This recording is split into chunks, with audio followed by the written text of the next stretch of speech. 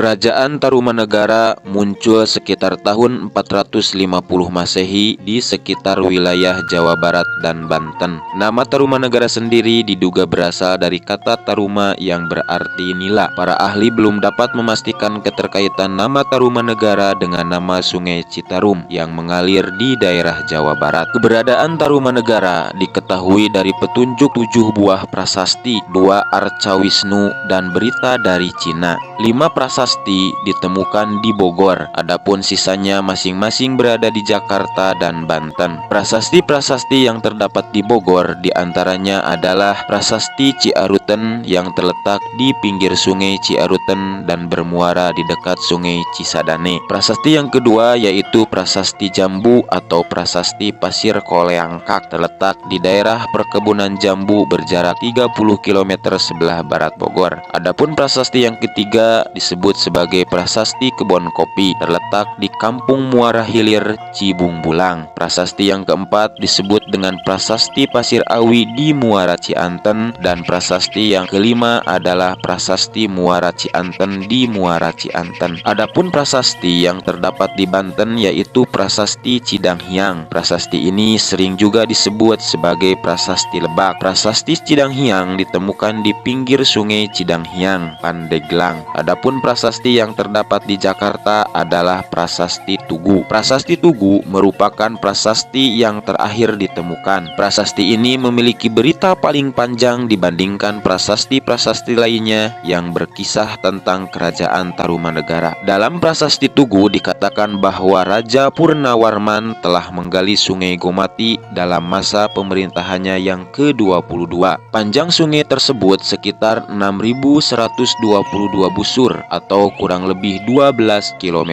yang dikerjakan dalam jangka waktu 21 hari. Pada akhir pekerjaan penggalian, Raja Purnawarman memberikan hadiah 1.000 ekor lembu kepada para Brahmana. Sungai Gomati digali untuk mengantisipasi bahaya banjir di aliran Sungai Candrabaga atau Sungai Bekasi. Upaya Purnawarman ini menyiratkan betapa penuh perhatian raja kepada rakyatnya. Pekerjaan menggali sungai dilakukan secara bergotong royong dan tanpa paksaan, yang berarti Raja Purnawarman telah berhasil menciptakan suasana damai dan tentram di kerajaannya. Berita tentang kerajaan Tarumanegara juga diperoleh dari negeri Cina. Orang-orang Cina menyebut Tarumanegara dengan sebutan Tolomo. Pada masa dinasti Sui dan dinasti Tang, beberapa kali kerajaan Tarumanegara mengirimkan utusan ke negeri Cina. Hal ini menyiratkan bahwa keberadaan Tarumanegara telah diakui Kekaisaran Cina dan hubungan diplomatik telah terjalin di antara keduanya. Dikabarkan juga oleh Pak Hien, seorang pendeta Cina yang pernah singgah di Tarumanegara selama 5 bulan sekitar tahun 414 Masehi. Menurutnya, agama yang dianut masyarakat Tarumanegara bukan hanya agama Hindu, melainkan juga agama Buddha dan agama animisme. Pada awal abad ke-5 Masehi, penduduk kerajaan Tarumanegara telah mampu mengusahakan pertanian, peternakan, perikanan, perburuan binatang, pelayaran, perdagangan, dan pertambangan. Pertanian yang dikerjakan terutama pertanian padi sebagai makanan pokok penduduk. Peternakan yang dikelola misalnya lembu, yang mana hal ini terbukti dengan adanya upacara yang menghadiahkan 1.000 ekor lembu kepada para Brahmana. Adapun kegiatan perikanan yang diusahakan berupa produksi kulit penyu. Perburuan binatang bukan hanya terhadap binatang yang diambil dagingnya, melainkan juga badak dan gajah yang dapat diambil cula dan gadingnya sebagai komoditas